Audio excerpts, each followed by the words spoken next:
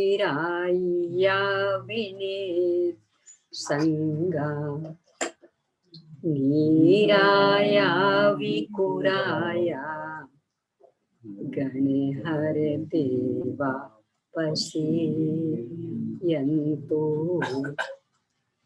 पश्यौ महुधर सेनो परवाई गयो हिताने वर सिहो सिद्धंतामिय सायर तरंग संघाय थो ये मनो परिमामि पुप्पेदंतं दुःखयन्तं दुन्नयन्धियार रवि भग्य शिव मग्य कंटे निशि समी इवयं सया दंतं पणिमय कै भूय बलिम केशवास परिभूय बलिम विनिहय बम्मह पसरम वैठाव्य विमलना बम्मह पसरम नमो अरिहंताणं नमो सिद्धाणं नमो आयर्याणं नमो भुवच्छायाणं नमो लोये सव्यसापूर्णम्। ओम ह्रीं श्री अरहंत सिद्ध आचार्य उपाध्याय साधु पंच परमेष्ठिभ्यो इसमें तो जो इसका नौका का दूसरा तीसरा छंद है जी नमो सिद्धाणम नमो आयर्याणम, ये आप तो एक श्वास में बोल रहे थे, नहीं बोला जाता। आप अपने संदर्भ में आप कोई दुराग्रह मत रखिए। नहीं, आपका 3 श्वास में होना चाहिए तो वो नहीं तो आपकी जो स्थिति है जितना हो रहा उसमें संतुष्ट रह के वो काम कर लीजिए। आपने कहा था तो मैं कोशिश किया 1-2 बार कुछ। देखिए बच्चे की उम्र में तो शरीर में भरपाई हो जाती, यानी बहुत छोटी उम्र हो उस समय कुछ गड़बड़ी हो जाए तो शरीर कवर कर लेता। लगभग 50-55 के बाद फिर शरीर कवर नहीं करता।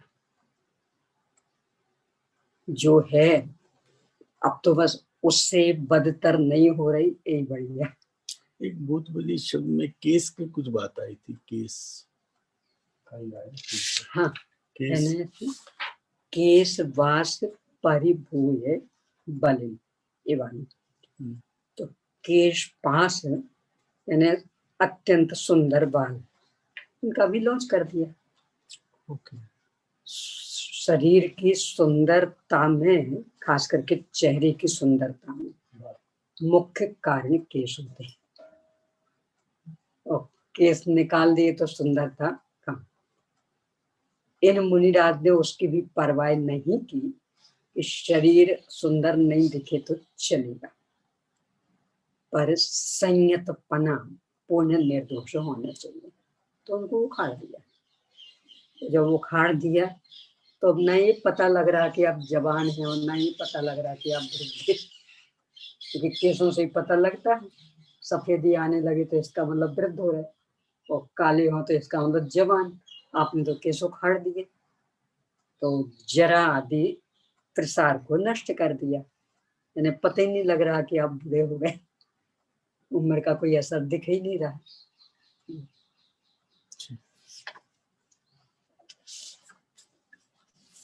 आपसे निवेदन कि आप अपने संदर्भ में थोड़े संवेदनशील रहिए।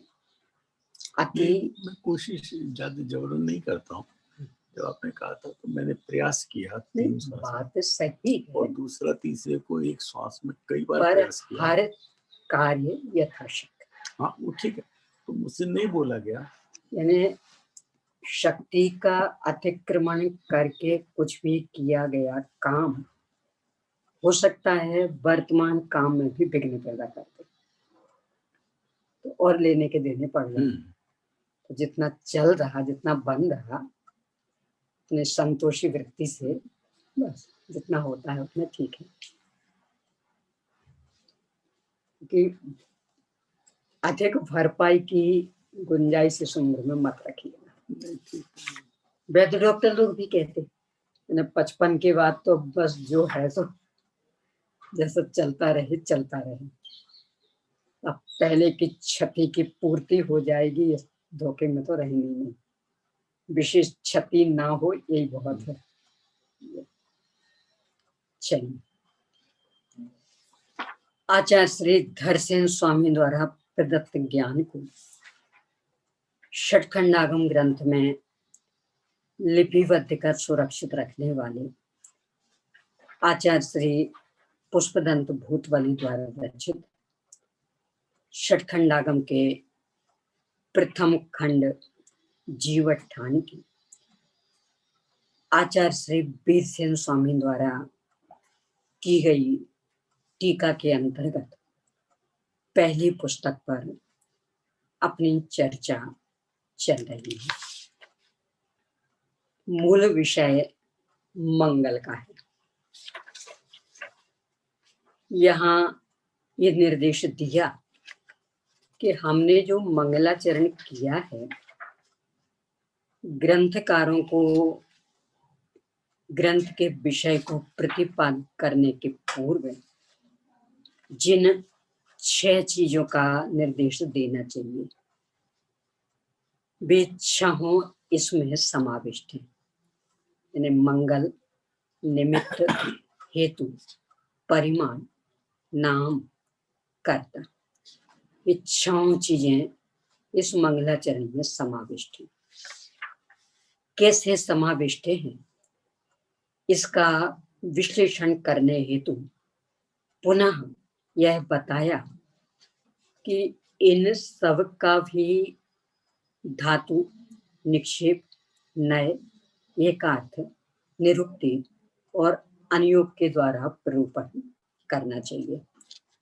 चूंकि मूल इसमें मंगल है, तो मंगल की धातु, उसका निक्षेप, उसका नय, इन पर चर्चा के बाद में अब निक्षेप के अंतर्गत स्थापना निक्षेप तक अपन चर्चा कर चुके थे।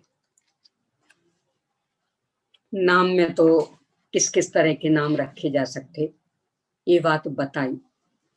स्थापना में सद्भाव स्थापना और असद्भाव स्थापना, जिसे अपन अपनी चालू भाषा में तदाकार स्थापना और अतदाकार स्थापना कहते हैं। सद्भाव स्थापना यानी तदाकार, असद्भाव स्थापना यानी अतदाकार।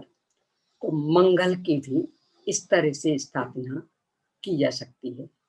यहाँ तक अपन विषय देख चुके हैं। अब इससे आगे पेज नंबर 20 पर सबसे अंतिम पैराग्राफ, लेखनी से लिखकर, यही है ना, लेखनी से लिखकर अर्थात चित्र बनाकर और खनन अर्थात छेनी, टाँकी आदि के द्वारा, बंधन अर्थात चिनाई, लेप आदि के द्वारा तथा क्षेपण अर्थात सांचे आदि में ढलाई आदि के द्वारा मूर्ति बनाकर स्थापित किए गए और जिसमें बुद्धि से अनेक प्रकार के मंगल रूप अर्थ के सूचक गुण समूहों की कल्पना की गई है, ऐसे मंगल पर्याय से परिणत जीव के रूप को अर्थात तदाकार आकृति को सद्भाव स्थापना मंगल कहते हैं। यानी किसी भी चीज में मंगलकारी किसी भी सामग्री का, जैसे मंगल सूचक जिनबिंब, मंगल सूचक कलश, मंगल सूचक स्वस्तिक आदि आदि अनेक अनेक चीजें, तो उनको इन माध्यमों से अपन ने आकार दिया। पहला माध्यम लेखनी से चित्र बनाया, जैसे मान लो ये चित्र, ये लेखनी वाले हो गए, इन्हें लिख करके बना दिया।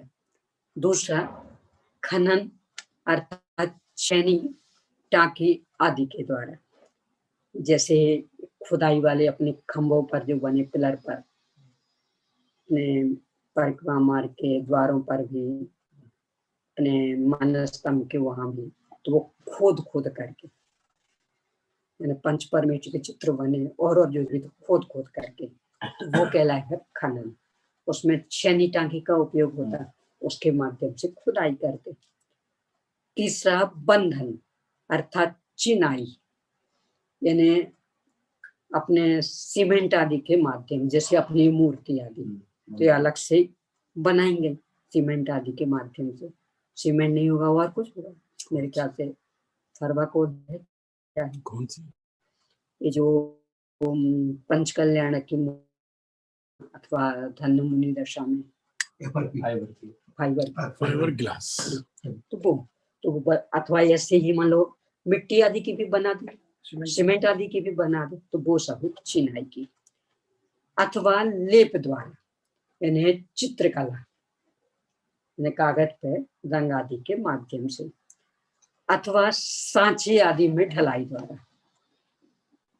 ये जो सोने आदि के सिक्के बनते, उस पे भी मूर्ति बनी रहती, उनके बराबर वो सांचे रहते हैं और उसमें सोना चांदी भर के वो आकार देते इन माध्यमों से। यानी माध्यम कोई भी हो जो मंगलकारी सामग्री उसका आकार उसमें दे दिया, तो उसे कहेंगे सद्भाव स्थापना मंगल। यानी एक मूर्ति का आकार दे दिया, कलश का आकार दे दिया, स्वस्तिक का आकार दे दिया, और जो भी शुभ चीजें मानी जाती हैं आगे गिनाएंगे इसमें, तो उनका आकार दे देना। तो चूंकि बिल्कुल वैसा आकार दिया, अपने धन्य मुनि दशा को जैसे साक्षात खड़े हो मनुष्य, पुरुष हो तो पुरुष, स्त्री हो तो स्त्री, या अपने रैंप मार्ग में भी, यानी दूर से देख के तो लगे कि यानी बोलते हुए चित्र जैसे, इसलिए वो सद्भाव स्थापना तदाकार। नमस्कार आदि करते हुए जीव के आकार से रहित अक्षर अर्थात शतरंज के गोटों में, वराडक अर्थात कोणियों में, तथा इसी प्रकार के अन्य अतदाकार वस्तुओं में मंगल पर्याय से परिणत जीव के गुण स्वरूप की बुद्धि से कल्पना करना असद्भाव स्थापना मंगल। यानी जिसकी हमने स्थापना की, मूल में उसका आकार वैसा नहीं है, पर काम चलाने के लिए स्थापना कर दी कि ये रहे हमारे आदिनाथ भगवान।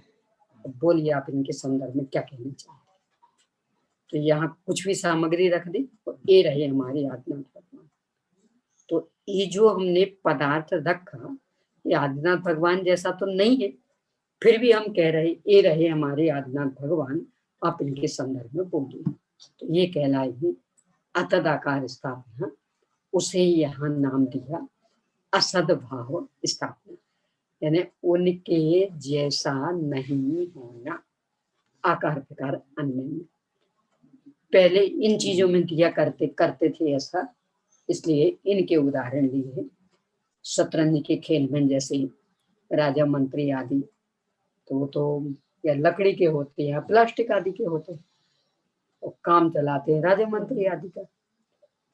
ऐसे ही पहले कौड़ी, ये जो खास करके समुद्र आदि में निकलती है कौड़ी, उनके माध्यम से गोटी खेला करते थे, उनमें स्थापना कर लेते थे।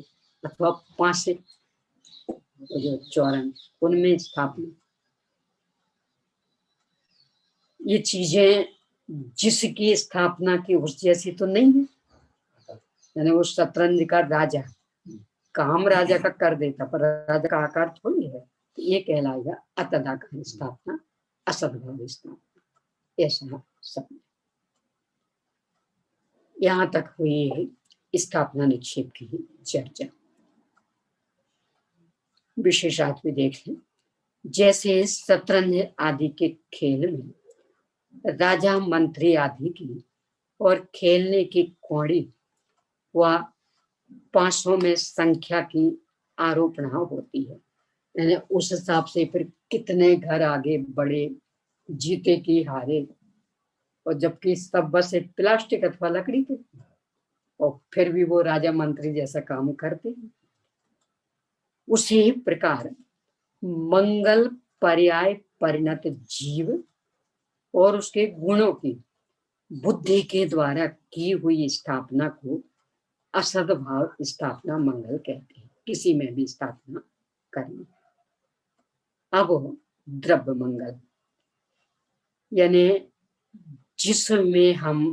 जिसकी हम चर्चा कर रहे हैं, उसमें उस रूप परिणमन की योग्यता, पहले उस रूप परिणमन हुआ हो अथवा आगे उस रूप परिणमन हो, पर वो योग्यता, उस योग्यता की मुख्यता से व्यवहार करना, यह द्रव्य मंगल।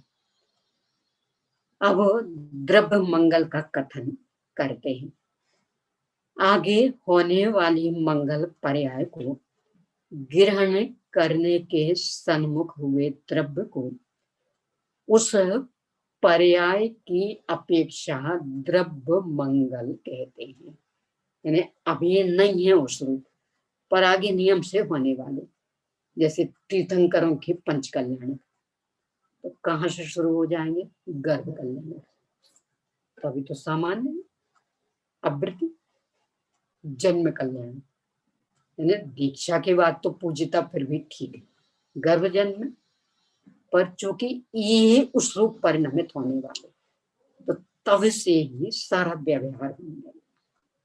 तीर्थंकर गर्भ में आए, तीर्थंकर का जन्म हुआ, तीर्थंकर दीक्षा लेंगे, इस तरह से सारा व्यवहार। इतना ही क्यों, गर्भ में आने के 6 महीने पहले से क्यों रत्न वृष्टि हो रही? यहाँ तीर्थंकर पधारने वाले हैं ना, इसलिए ये सब द्रव्य मंगल। यानी वह जीव आगे उस रूप परिणमित होने वाला है, इसे देख करके जब उस रूप परिणमित नहीं है, तब भी उस जैसा व्यवहार करने लगना, ये कहलाएगा द्रव्य मंगल। यानी उस योग्यता के बल पर। ये लोक में तो बहुत चलता, आजकल तो थोड़ा सा जमाना बदल गया। यानी पिताजी का कार्य बेटा संभालेगा, इसकी गारंटी नहीं रह गई, पर पहले गारंटी होती थी। तो सेठ के उस छोटे से बच्चे को सब सेठ जी कहते थे, क्यों? यही तो आगे सेठ बनने वाला। राजा के उस छोटे से बच्चे को, 1 साल के बच्चे को सब राजा साहब, क्यों? पुश्तैनी चलता था सारा। तो ये भी द्रव्य मंगल के आधार से, यानी उनका बेटा है और पुश्तैनी एक काम कि जो चल रहा उसको ही संभालेगा, तो इसका मतलब नियम से संभालने वाला वारिसदार, तो यही तो अभी से हुआ व्यवहार। ये द्रव्य मंगल के आधार से। अथवा वर्तमान पर्याय की विवक्षा से रहित द्रव्य को ही द्रव्य मंगल कहते हैं। यानी वर्तमान में उस रूप परिणमित है कि नहीं, ये मत देखिए, उसको गौण करिए, बस इस द्रव्य में वो योग्यता है तो आप व्यवहार करिए। इस तरह वर्तमान पर्याय की विवक्षा से रहित उसे गौण करना। अब इसके भेद, वह द्रव्य मंगल आगम और नो आगम के भेद से 2 प्रकार का है। एक में ज्ञान की मुख्यता और एक में ज्ञान के अतिरिक्त अन्य सामग्रियों की मुख्यता।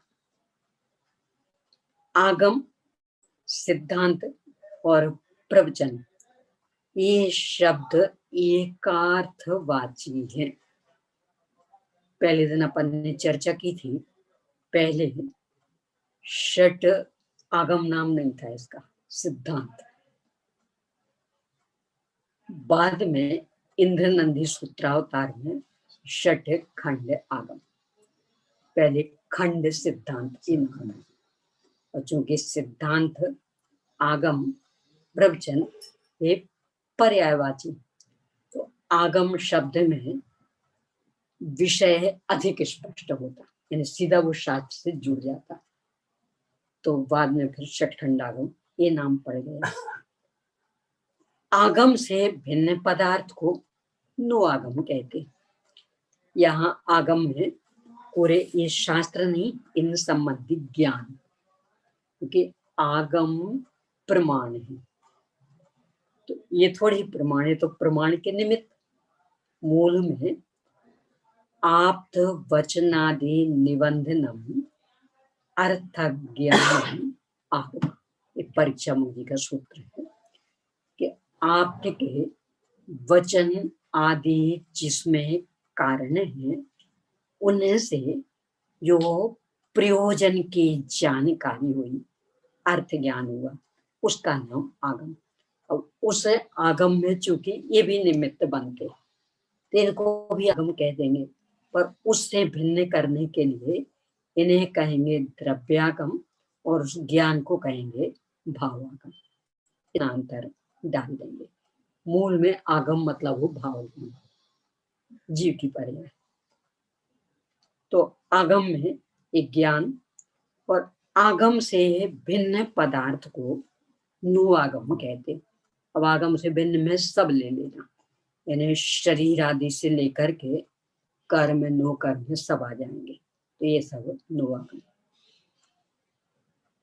अब इनका स्वरूप बता रहे हैं घटित करते हुए। मंगल प्रावृत, अर्थात मंगल विषय का प्रतिपादन करने वाले शास्त्र को जानने वाले, किंतु वर्तमान में उसके उपयोग से रहित जीव को आगम द्रव्य मंगल कहते हैं। यानी बस द्रव्य निक्षेप में विशेषता ये कि वर्तमान इसमें कौन रहेगा, यानी जिसकी भी हम चर्चा कर रहे वो आगे पीछे होगा, वर्तमान में नहीं, तो वो द्रव्य में आ जाएगा, और यदि वर्तमान में है तो भाव में चला जाएगा। आगे भाव निक्षेप में बताएंगे कि वर्तमान में उस रूप परिणमित तो भाव निक्षेप।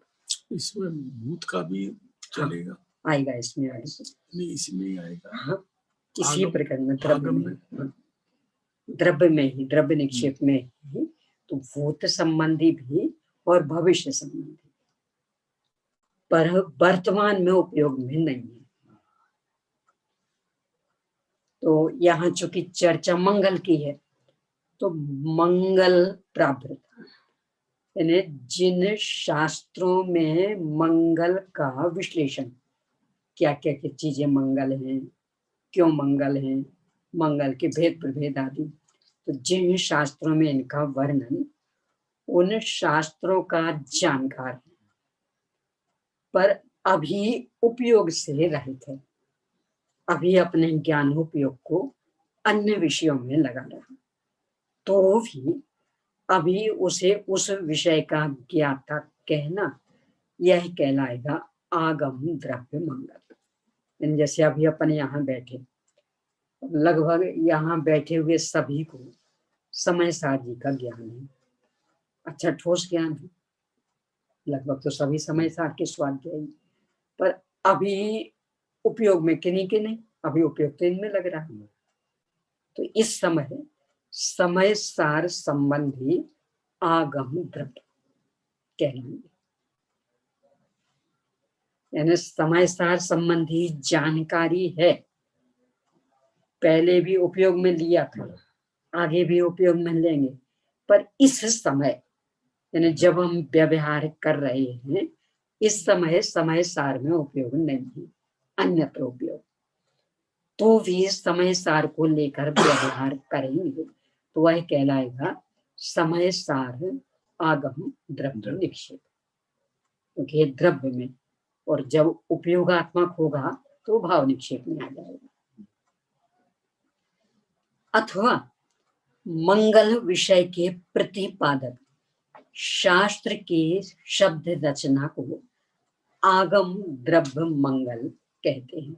इसमें ही शास्त्र यानी मूल में तो जीव, तो वो तो भाव में ले लिया, जीव के ज्ञान पर्याय, उसे ज्ञान पर्याय में निमित्त बने शास्त्र, ये पौद्गलिक संरचना, तो इन्हें कहेंगे आगम द्रव्य मंगल। यानी मंगल विषय के प्रतिपादक जो शास्त्र, उनकी शब्द रचना, ये सब लिखे हुए शब्द, ये आगम द्रव्य मंगल। एक दूसरा अर्थ।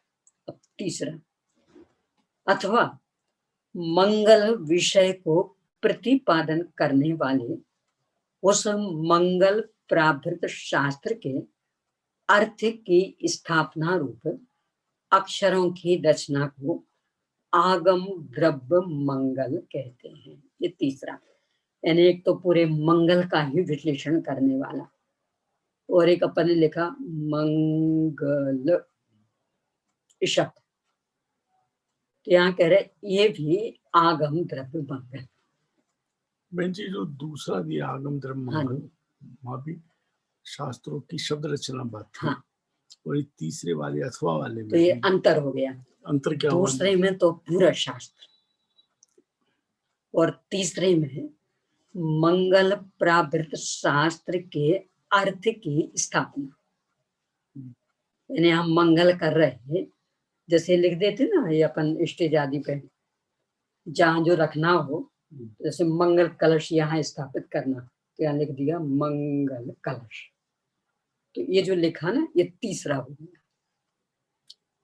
यानी जो मंगल कलश स्थापित करेंगे वो तो पहले में आ जाएगा, और हमने वहां लिख भी दिया मंगल कलश। अपन जहां जिनको विराजमान करना है वहां उनकी वो लगा दी थी, लिख दिया अध्यक्ष। दूसरा उदाहरण क्या है? दूसरे में पूरा शास्त्र, दूसरे वाले में उसमें भी शब्द रचना है ना? नहीं, शब्द रचना तो है, पर पूरा शास्त्र ने मंगल विषय के प्रतिपादक शास्त्र की शब्द रचना ने, जैसे अभी लगभग 10 पेज तक ये मंगल का प्रकरण चलेगा, तो ये सारी शब्द रचना ये द्रव्य मंगल, क्योंकि अकेला मंगल मंगल मंगल विषय, तो ये तो दूसरा हुआ। अब मान लो हमने लिख ही दिया मंगल, ये तीसरा हो गया। यानी उसमें मात्र वो शब्द, उसकी स्थापना। अथवा इसका ही कोई वाक्य, मान लो नमोकार मंत्र बोला नहीं, लिख दिया, तो वो भी तीसरे में आ गया, क्योंकि वो मंगल था और मंगल को हमने लिख दिया, तो ये तीसरा वाला लिख दिया, मतलब उन शब्दों को स्थापित कर दिया, ये तीसरा। यानी दूसरे में उस संबंधी पूरा ग्रंथ, जितने पृष्ठों में भी उसका वर्णन वो पूरा, तो वो तो दूसरे में आएगा, और उसका कोई सा भी हिस्सा और हमने स्थापित कर दिया, वो तीसरे में। यानी इसमें 10 पेज तक मंगल का वर्णन, तो ये तो दूसरे वाले अर्थ में, और हमने अकेला मंगल लिख दिया अथवा नमोकार मंत्र लिख दिया और कहा ये मंगल, ये इस ग्रंथ का मंगलाचरण, ये तीसरा हो गया। यानी शास्त्र है जो द्रव्य मंगल में आएगा। हाँ। और ज्ञान की जो पर्याय है, हाँ। वो भाव मंगल में। उस विषय को जाना पर अभी उपयोग से रहित, तो वो आगम द्रव्य मंगल, और उपयोगात्मक है तो आगम भाव मंगल।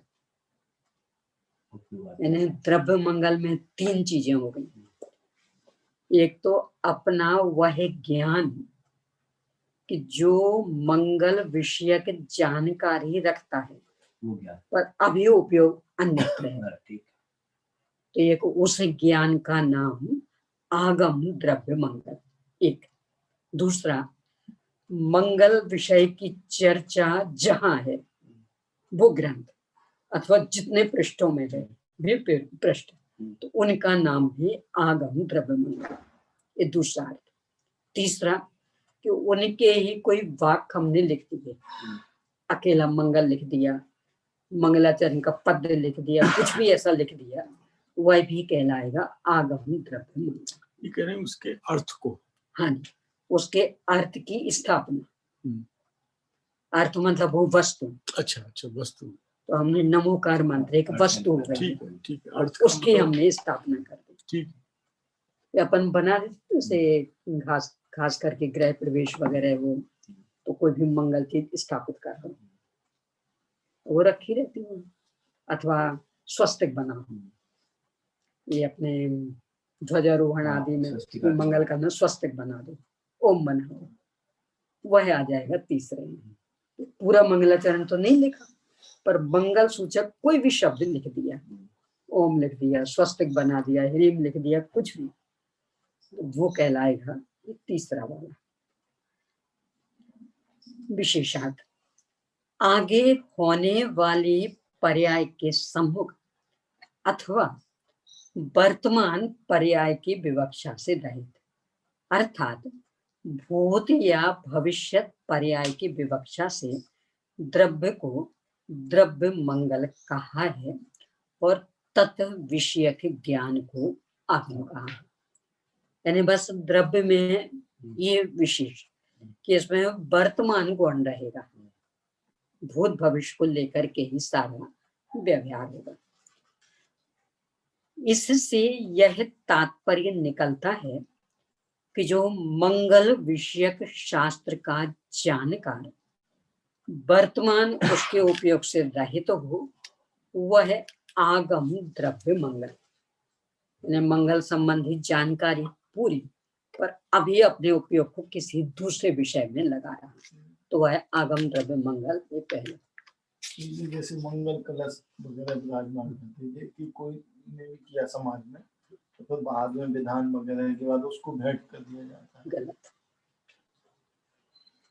पूरा निर्माल्य का पाप लगता है। प्रश्न ख्याल में आए? ये आजकल तो ये भी हो रहे हैं ना, विधान जो करते तो मारने पर भी चढ़वाते हैं प्रतीक, और प्रतीक में आजकल इतना हो गया, इन्हें पहले बादाम चढ़ती थी, धीरे धीरे और आगे बढ़े नारियल पे आ गए, खोबरा पर आ गए, अब तो वो अलग से प्रतीक ही बनाने लगे। तो पहले ओम का चिन्ह चला था, फिर वो मंदिर जैसे चलने लगे, अब सीधे कलश, तो वो वहां प्रतीक चढ़वा दिए अथवा मंगल कलश स्थापित भी करवाते। अब बाद में उनका क्या करें, तो कहते ले जाओ अपने घर, भेंट में दे देते। वो चढ़ी हुई सामग्री ले लिया, जिस सामग्री से पूजन की थी, चढ़ा दी थी, वो लेके आओगे घर पे, क्यों? तो ये भी तो चढ़ाई है ना। क्या करना चाहिए उसका ही कि अब बस वो मालिक की हो गई, वो मालिक की हो गई सामग्री, वो कल शादी मालिक। हाँ, अब आपके काम के नहीं रहे, और ना आप किसी को भेंट दे सकते, वो तो चढ़ गई। और मंदिर पे बहुत इकट्ठे हो गए, हमने कहा भाई जिसके पैसे दे दो। इसीलिए तो इकट्ठे करने के पहले विवेक रखना, यानी आगे इनका क्या होगा ये विवेक पहले चाहिए। यानी बाद में उनको दिया तो ये तो जैसे सामग्री बहुत इकट्ठी हो गई तो कह दिया ले जाओ, नारियल ले जाएगा कोई नारियल, खोबरा तो बहुत सारे इकट्ठे हो गए, ले जाओ। जैसे कलश बहुत सारे इकट्ठे हो गए, ले जाओ, तो चीज तो वही हुई ना। कलश तो जो रहते ना उन्हीं को दोबारा फिर से विराजमान कर दिया, निर्माल्य हो गया। यानी एक बार जिस सामग्री से पूजन कर ली, सोने के कलश है, एक बार जिस सामग्री से पूजन कर ली, अच्छी सामग्री रही, दोबारा उससे फिर पूजन कर लो। नारियल बढ़िया थे, कल भी वही चढ़ाए थे और फिर उठा के रख दिए, आज फिर वही चढ़ा दे। पूजा थोड़ी की उससे, स्थापना की ना। और उसमें अंतर नहीं है दीदी, क्या और मंगल कलश में दोनों में अंतर तो है। बताइए ना क्या अंतर। मैं पूछ रहा हूँ, यानी आपने बराबर अर्घ्य चढ़ा के संकल्प करके स्थापित की, ओम ह्रीम बोल के। वो तो सामग्री चढ़ाई, वो तो निर्माण लोग हो गई। सामग्री के साथ ही वो कलश चढ़ाए हैं। कलश तो हमने अलग से जैसे अलग से तो इसलिए कि वहां मारने में जगह नहीं थी, तो सामग्री हमने थाली में चढ़ा दी और उसको वहां नहीं, और उस पे जो स्वस्तिक बनता है उस हाँ? पे भी अर्घ्य चढ़ता है, चढ़वा नहीं चढ़वा वो बात अलग है। पहले छोटा सा अर्घ्य चढ़ाते और बाकी जो ये प्रतीक चढ़वाते तो लेकर के तो जाते हैं अर्घ्य सहित बराबर वहां तक, और फिर इसके बाद वो अर्घ थाली में चढ़ा देते हैं और प्रतीक वहां चढ़ा देते हैं, तो चढ़ाए ही पूरा। वो तो पीतल सोने का है और वो खाने की। बस आपको कीमत दिख तो रही है, सोने का मान तुम्हारा और खाने का मान बस भगवान ये का। हो गया। कीमत दिख रही है बस। क्या उसका उपाय क्या है? तो बहन जी अगर मान लीजिए नारियल बहुत है और कोई व्यक्ति नारियल का पैसा दे, उसको वो नारियल दे दिए जाए, तो उसमें कोई दोष है। आपने क्या कहा? हमने पता इस बार जो विधान किया, इतनी बढ़िया बढ़िया सामग्री चढ़ाई, सब दंग रहेगा देख के, दांतों तले उंगली दबा ली। कितनी उच्च कोटि के नारियल, कितने उच्च कोटि के चांद। एक और ये भी ऐसा आपने लूट लिया और फिर वो सामग्री बेच दी तो रुपया अपने पास ले लिया। नहीं, आपने नहीं ले लिए, मंदिर से खरीद ली। मंदिर ने ये सोचकर ये नारियल बहुत है हमारे पास, किसी इंग्लैंड की समस्या है खास तौर पे, ना तो बाजार वाले लेते हैं, ना उनको दबा सकते हैं, ना उनको पानी में डाल सकते हैं, पॉल्यूशन के लिए परमिशन नहीं मिलती। तो उसको अगर वहाँ के मुख्य समाज के लोग अपने घर पे काम में लें कि भाई 10 नारियल मुझे दे दो और नारियल की कॉस्ट आती है 10 रुपए, हमसे 15 ले लो, तो क्या दोष? एक प्रकार का व्यापार हुआ ना, वो नीलामी वाला व्यापार मंदिर ने किया, वो नीलामी वाला व्यापार। तो उसका दोस्त लेने वाले पे लगाया, मंदिर दोनों पे। यानी लेने वाले को भी पता है कि ये मंदिर की चीज है, वो फिर भी ले रहा है। लेने वाला तो मंदिर की हेल्प करता है, क्योंकि वो नहीं तो हेल्प करना तो उसका तरीका दूसरा है ना। भाई सामग्री किस लिए चढ़ाई जाती? हमारा लोभ कम हो। जो भी हम सामग्री चढ़ाते उसके पीछे उद्देश्य क्या? कोई भगवान को तो चावल चाहिए नहीं, कि हमारे लोभ कषाय कम हो। घर में तो अनाप शनाप खर्चे करते हैं, कुछ मंदिर आदि में भी करें, लोभ हमारे घटे, इसके लिए चढ़ाई जाती। तो आप ऐसी सामग्री क्यों चढ़ाना चाह रहे कि जो सीधे मंदिर के काम नहीं आनी? आपको अपने लोभ कषाय कम करनी है तो ऐसी सामग्री मंदिर को दे देना उतनी ही रकम की कि जो मंदिर में स्थायी काम आवे। आप देख लीजिए मंदिर में क्या क्या नहीं है, वो भरपाई कर दीजिए। आपके लोभ कषाय कम हो गई, मंदिर बढ़िया हो गए, वहां की व्यवस्था बन गई। चटाई नहीं चटाई दे दीजिए, टेबल नहीं टेबल दे दीजिए, ग्रंथ नहीं ग्रंथ दे दीजिए, छत्र चमन नहीं वो दे दीजिए, और जो जो भी सामग्री। तो आप इस तरह से अपने लोभ कषाय कम करिए, वो मंदिर की स्थायी पूंजी हो जाएगी। कहीं टूटन फूटन हो रही, जीर्णोद्धार करा दीजिए। यानी मूल सामग्री देने के पीछे उद्देश्य था लोभ कषाय कम करना। तो यहाँ तो लोभ कषाय और बढ़ गई। यानी पहले हमने ही निकाली, मान लो 10 रुपए के हमने 15 रुपए में खरीद लिए। आपने 10 रुपए खर्च किए थे ना, तो 15 रुपए में खरीद लिया। अब आपका खर्च मूल कितना हुआ? मात्र 5 रुपए।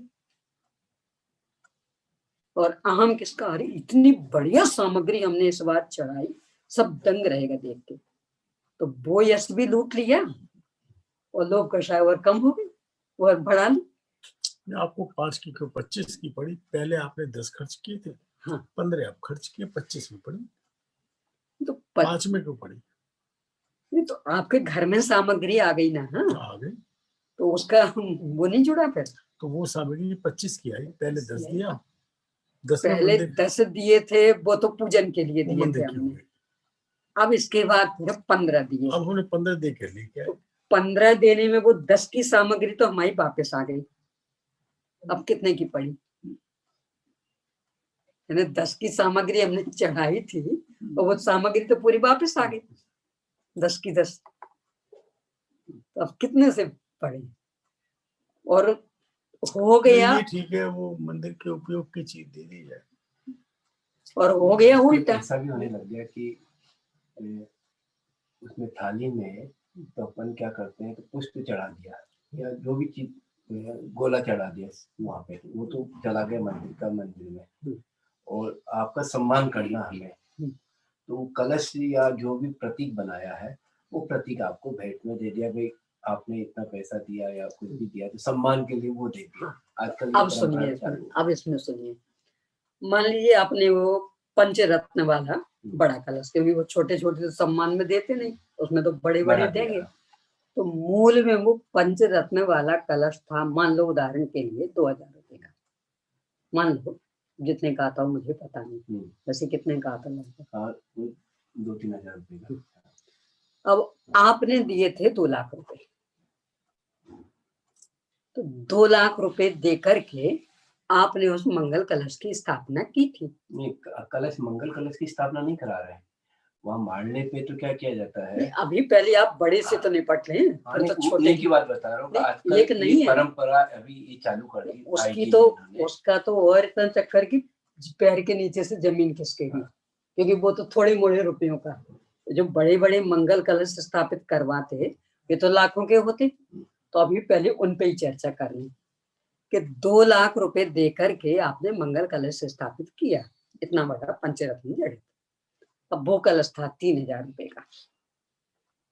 अब कार्यक्रम पूरा हो गया, अब वो है कलश आपको वापस दे रहे हैं, और उसके साथ शायद कुछ और भी देते हैं, नारियल है, कहीं कहीं पंच कल्याण को सम्मान करते हैं उसका। हाँ, तो और भी कुछ, यानी लगभग 5000 रुपए का सामान आपका वापस आ गया 2 लाख में से। आपको अहम कितने देने का हो रहा, अथवा दूसरे भी 2 लाख दिए, 2 लाख दिए, 2 लाख दिए, 5000 तो वापस आ गए ना। तो अब ये कोई कहता 5000 कम 2 लाख, अब वो जो 5000 की सामग्री वापस आ गई उसके कोई रुपए देता तो वो धर्मादा नहीं खाया आपने। तो मंदिर ने सम्मान किया भाई, मंदिर ने सम्मान किया, मंदिर सम्मान क्या करता वो संपत्ति किसकी थी, मंदिर की। वो आप कौन थे, आप ट्रस्टी थे। ट्रस्टी मतलब विश्वस्त, यानी मंदिर की सामग्री की सुरक्षा करने का दायित्व तो आपका था। ऐसे तो फिर सब में हो जाएगा ना, सभी चीजों में होगा। अभी यही तो संस्था चल रही है, मंगलायतन संस्था चल रही है, मंगलायतन ने, मैंने कुछ काम किया, समझ लो पैसे का काम किया और मेरा इन्होंने सम्मान किया, और उसमें मेरे को तो उसमें संस्था का रुपया नहीं दे सकते आप, और देते हैं तो आपने निर्माल्य खाया और खिलाया। यानी आपको यदि महिमा आ रही है तो आप अपना पैसा दीजिए, यानी संस्था का पैसा को महिमा आई ना। संस्था किसका नाम, संस्था ट्रस्टियों का नाम, तो ट्रस्टियों को तो विश्वस्त बनाया है, यानी संस्था में जो आया आप उसकी सुरक्षा कीजिए, मिटाइए मत।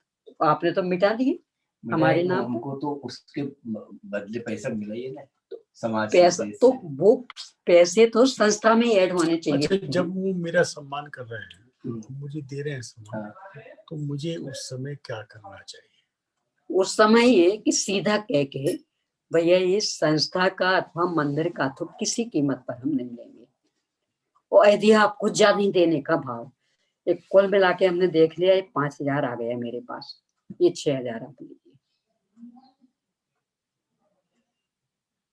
तो अब हमने मात्र दिए 2,01,000, क्योंकि 5000 आपने हमें वापस कर दिए सामग्री के रूप में, हमने मान लो 6000 देने का नहीं और 5000, तो अब आप गिनिए कि हमने 2 लाख दिए, अन्यथा 5000 कम 2 लाख दिए हैं, ये घोषित करिए आप,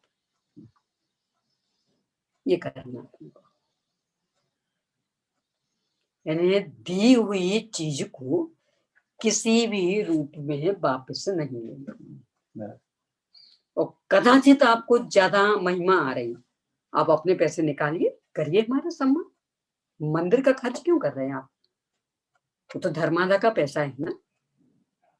उसकी सुरक्षा की जिम्मेदारी आपको सौंपी है, ना कि खर्च करने की। और खर्च करना है तो उन पर ही, हमारे पर नहीं। फिर तो मंदिर में जा रहे हैं, पूजा कर रहे हैं, हम लोग बाग जो भी कर रहे हैं, तो सामग्री तो सब मंदिर की है। वो तरीका ही गलत है। हाँ, तो वो गलत हो गया ना। नहीं, वो तरीका नहीं भैया। जैसे मैं आपको जबलपुर की बताता हूँ।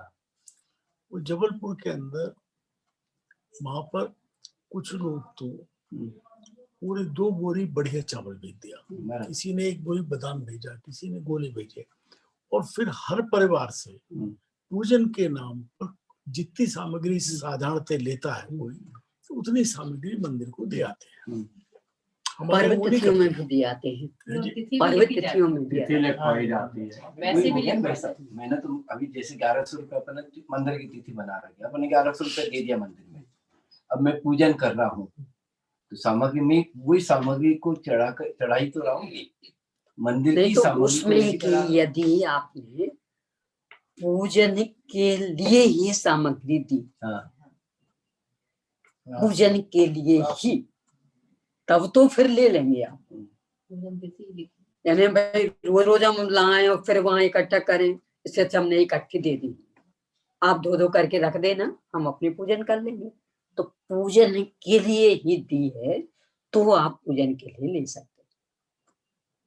जैसे किसी ने राशि दे दी पूजन कि हम पूजन की राशि मंदिर में दे देते हैं और सामग्री मंदिर की यूज करते रहते, इसमें तो कोई दिक्कत तो उसमें यही कि भाई बाजार में तो हर तरह का सामान मिलता है, तो चावल ही लाने थे, हम कोई ले आए, आप कोई ले आए, आप कोई ले आए, अब वो इकट्ठे रखे।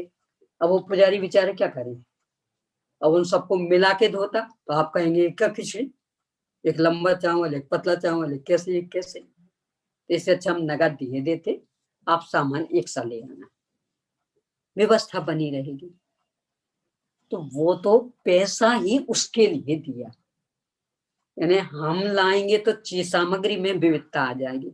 बादा में भी कई तरह की, वो आप कोई लाए, हम कोई लाए, अब वो बेचारा पुजारी क्या करे, और सबको इकट्ठा करके धोएगा, आप ही चिल्लाओगे, ये क्या तरीका, एक बड़ी बादाम एक छोटी बादाम। अब वो क्या करे, जिसने जैसी लाके दी वैसी रख दी। तो व्यवस्था बनी रहे, इसके लिए उपाय कि ठीक है आप रुपए दे दो, सामग्री इकट्ठी एक साथ आ जाएगी, तो एक साथ वहां एक सी व्यवस्था बनी रहेगी। तो चूंकि वह तो उसके लिए ही दी है, पूजन के लिए, तो आप पूजन में काम लेते वो चलेगा। क्यों? क्योंकि वो आप घर पे थोड़ी लाएंगे, पूजन के लिए दी थी, पूजन की और वहीं के वहीं समर्पित। पर जो दान आदि दिया, ये तो मंदिर की व्यवस्था के लिए दिया। लेकिन ये तो देखना पड़ेगा कि मैं जितनी सामग्री चढ़ा रहा हूँ, इसकी एक दिन की थाली की वैल्यू कितनी है। हाँ, तो ये तो मैं 365 दिन अगर कर रहा हूँ, हाँ, तो मैं मानो उसकी थाली की वैल्यू 25 रुपए 50 रुपए मान रहा हूँ, तो उससे कुछ ज्यादा दूंगा ना। हाँ, ये तो विवेक रखना पड़ेगा, यानी कंजूसी काम नहीं करेगी कि रखी इतनी सी और चढ़ा ली इतनी, ये नहीं चलेगा। यानी जितना लिया उससे ज्यादा अपना गया होना चाहिए। देखो पहले तो भारत की संस्कृति थी, घर से लेके जाते नहीं, अकेले मंदिर में नहीं, बहन बुआ बेटी इसके यहाँ भी जाते हैं, इनके यहाँ पिता भाई और बुआ का मतलब उनका भाई, ये भोजन आदि नहीं करते थे। यानी बहन बुआ बेटी के यहाँ भाई पिताजी आदि भोजन आदि नहीं करते थे।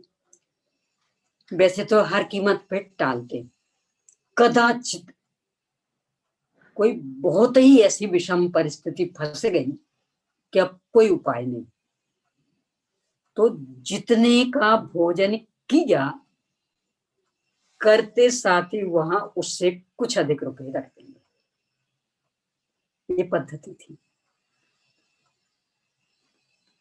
यानी बुआ बहन बेटी ये देनदार माने जाते थे, जिनका खाया नहीं जाता था। तो जितने का भोजन किया उससे कुछ अधिक का, यानी वो 100 रुपए की थाली तो 150 रुपए वहां रख देंगे। धर्मादा भी ऐसे। हमारे पिताजी इससे ज्यादा तेज रहते थे। वो जाते हमारी बहन कांता के यहाँ, शांति के यहाँ, मान लो खाना खाना, तो घुसते बाद में ये पैसे पकड़, अरे ये पैसे पकड़। यानी पद्धति रहती थी सीधी, वो चौकी आदि जो भी रखा रहता वहां रुपए रखते थे। क्यों? तुम देनदार, हम देनदार हैं तुम्हारे, तुम्हारा खाए नहीं जाता। चलो साहब चलो, बहुत हो गए। बहुत इसमें विवेक चाहिए, अन्यथा लोभ कषाय मिटाने के लिए, कम करने के लिए किए गए काम लोभ कषाय को और बढ़ा रहे, क्योंकि कितना कितना लौट के आ जाता है। आपने कोई बात वही कह दी तो मैंने कही थी घुमा फिरा के, कि आपने 2 लाख रुपए दिए, उन्होंने 5,000 के आपको सामान दिया, आपने 6,000 दे दिया। हमने भी कहा था माँ का नारियल 5,000 का लाए और 6,000 आपने दे दिए, तो क्या दोष हो गया? नहीं तो उसमें दूसरी चीजें हैं ना, ये जो है इसका तो चूंकि अल्टरनेटिव नहीं है, यानी 2 लाख की कोई सामग्री तो चढ़नी नहीं, पर काम इतना बड़ा है, रुपए तो चाहिए, इसके लिए आपको चुना था और फिर आपके स्वागत के लिए इतने रुपए लेंगे, निकाले थे इतने रुपए की सामग्री, तो उसके बदले में आपने वो रुपए दे दिए। ये जो नारियल आदि हैं, ये तो आप नहीं चढ़ाएं तो क्या दिक्कत है, आप उतनी ही सामग्री सीधे और किसी रूप में दे दीजिए, व्यवस्था के रूप में।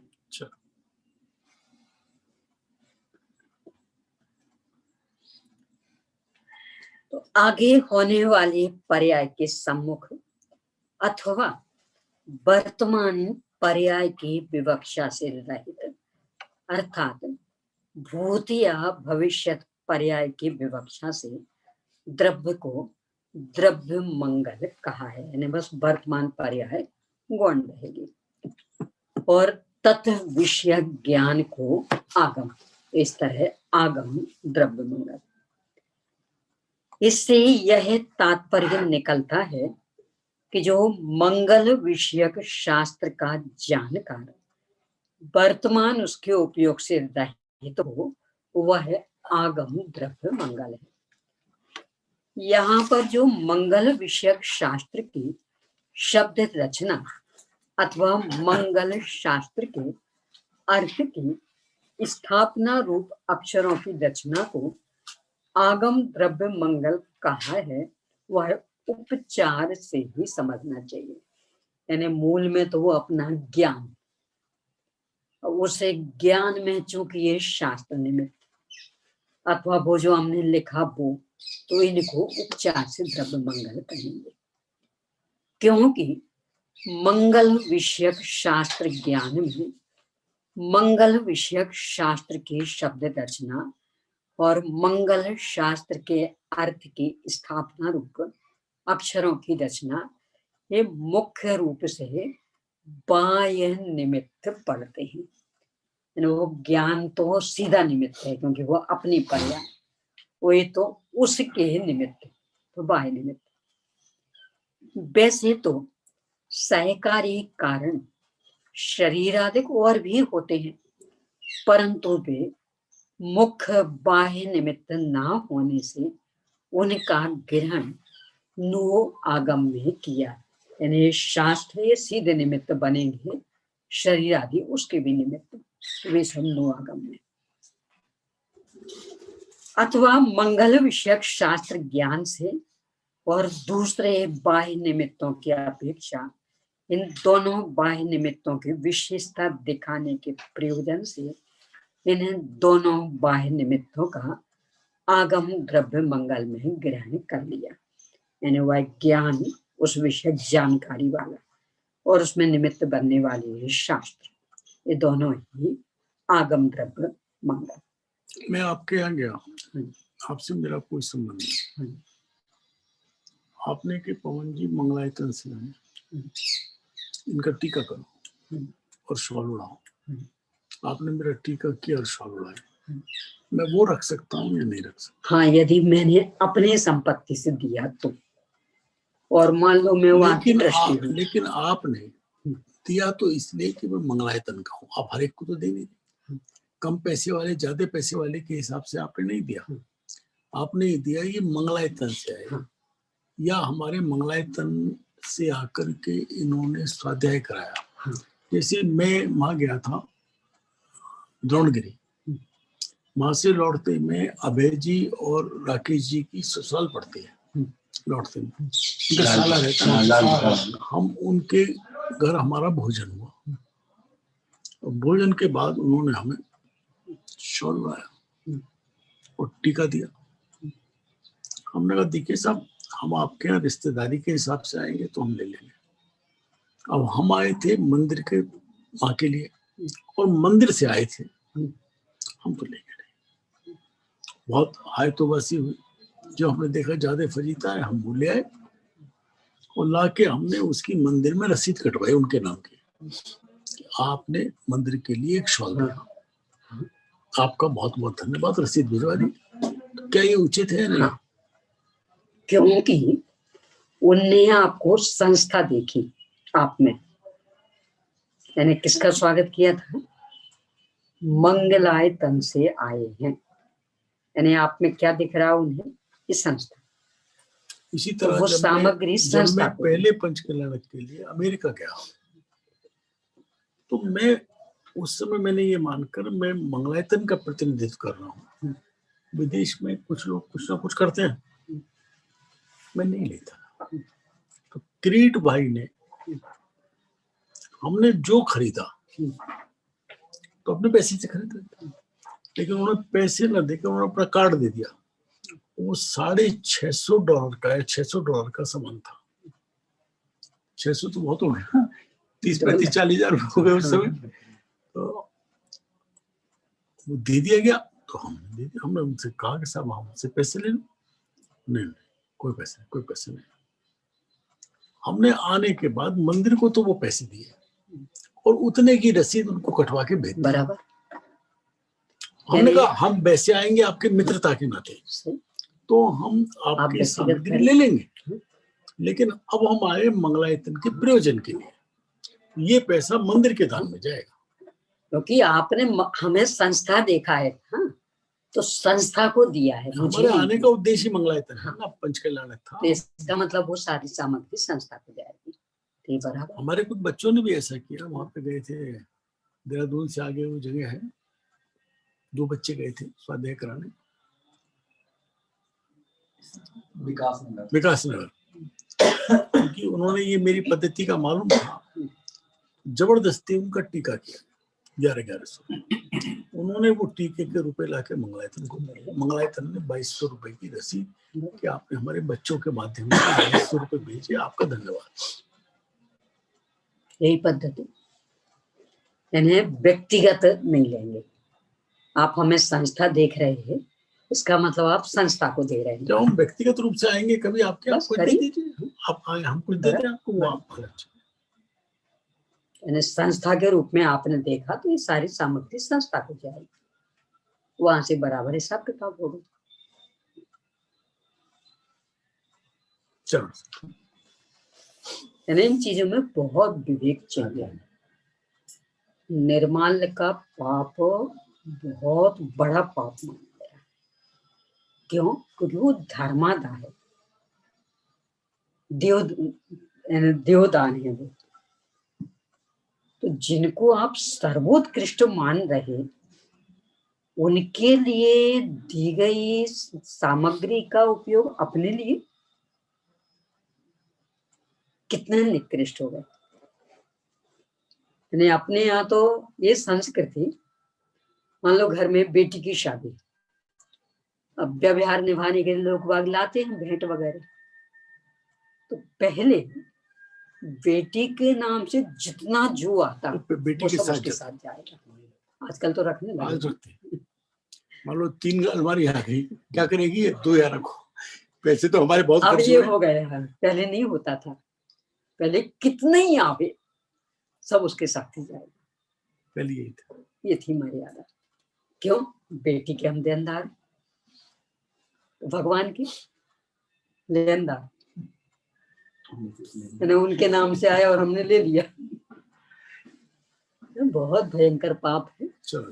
ये धन कुमार के पूर्व की तो अकृत पुण्य की कहानी अपने नेमनाथ पुराण में अंधक वृष्टि के पूर्व की कई कहानियां कपा दे में अपने को कि धर्मादा खाने का कितना भयंकर पाप। एक एक दाने दाने के लिए तरस जाए। क्यों? 3 लोग के नाथ के लिए जो सामग्री आई थी उसको आपने पचाया। कि बहुत विवेक चाहिए। चलिए, तो इस तरह आगम द्रव्य में, आगम द्रव्य मंगल में 3 चीजें दी। एक तो आगम संबंधी शास्त्र, यानी जिन शास्त्रों में आगम का विश्लेषण, उनकी अपनी जानकारी पूरी है, पर अभी हम अपने उपयोग को अन्यत्र लगा रहे हैं, तो उस समय हम आगम द्रव्य मंगल कहलाएंगे। दूसरे, जो वो शास्त्र कारण बने, वे शास्त्र भी आगम द्रव्य मंगल। और तीसरे, उस शास्त्र का कोई भी शब्द आदि, दोहा आदि हमने कहीं लिख दिया, ये अमुक शास्त्र का, वो भी आगम द्रव्य मंगल। ये 3 हो गए। अब नोआगम। नोआगम द्रव्य मंगल 3 प्रकार का है। ज्ञायक शरीर, भव्य या भावी, और तत् व्यतिरिक्त। ये जो व्यति यानी ऐसा लिखा कि वह पूरा हो गया, या की घुंडी द से जोड़ करके करना, यानी दा भी आधा और वा भी आधा, तत् व्यतिरिक्त। अभी हो गया तत् वय अतिरिक्त हो गया। उनमें जो कैसे लिखना चाहिए, यानी जो या है ना, तो या की थोड़ी सी घुंडी आगे बढ़ा के दा से जोड़ दीजिए। दा की जो घुंडी है ना, उससे जोड़ दीजिए, इसका मतलब वो आधा हो गया। अथवा फिर दूसरा उपाय, जो द और वा लिखा वहां हलंत लगा दीजिए, यानी वाके नीचे। हाँ, जैसे तिरछा डंडा, तो वो आधा हो गया।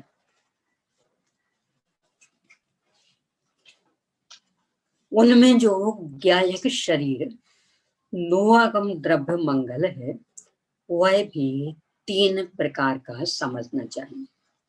यानी मूल कि मंगल संबंधी जानकारी हमने की और जानकारी से उपयोग को इस समय रहित रखा, ये आगम द्रव्य मंगल।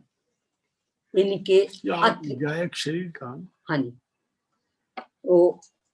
वो शास्त्र भी और लिखा हुआ भी।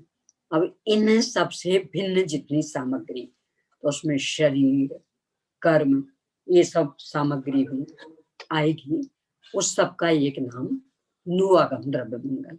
और उसके 3 भेद, ज्ञायक शरीर, भव्य या भावी, और तथ्य व्यतिरिक्त। अब इनका विश्लेषण, उनमें जो ज्ञायक शरीर नोआगम द्रव्य मंगल है, वह भी 3 प्रकार का समझना चाहिए। इसका तो चाहे तो पूरा चार्ट बना सकते हैं, यानी ऊपर मंगल संबंधी निक्षेप, फिर नाम, स्थापना, द्रव्य, भाव, फिर द्रव्य में आगम, नोआगम, आगम में ये 3 परिभाषा, फिर नोआगम में 3 भेद, फिर इनके भी भेद प्रभेद। इस तरह से वह भी 3 प्रकार का समझना चाहिए। मंगल विषयक शास्त्र का अथवा केवल ज्ञानादि रूप मंगल पर्याय का आधार होने से भावी शरीर, वर्तमान शरीर और अतीत शरीर, इस प्रकार ज्ञायक शरीर नोआगम द्रव्य मंगल के 3 भेद हो जाते। यानी अभी जो हमने मंगल विषयक शास्त्र को जाना, और जानकारी के उपयोग से रहित हूँ। अब ये जीव पहले जिस शरीर में रहता था वो अतीत, अभी जिस शरीर में रह रहा हूँ ये वर्तमान, और आगे जिस शरीर में रहेगा वो भावी। इस तरह से उस शरीर को गायक के, हाँ, ज्ञायक का शरीर, न जानने वाले ठीक। का शरीर, ठीक, गायक शरीर से कंफ्यूजन, न जानने वाले का शरीर। इस प्रकार ज्ञायक शरीर नो आगम द्रव्य मंगल के 3 भेद हो जाते हैं।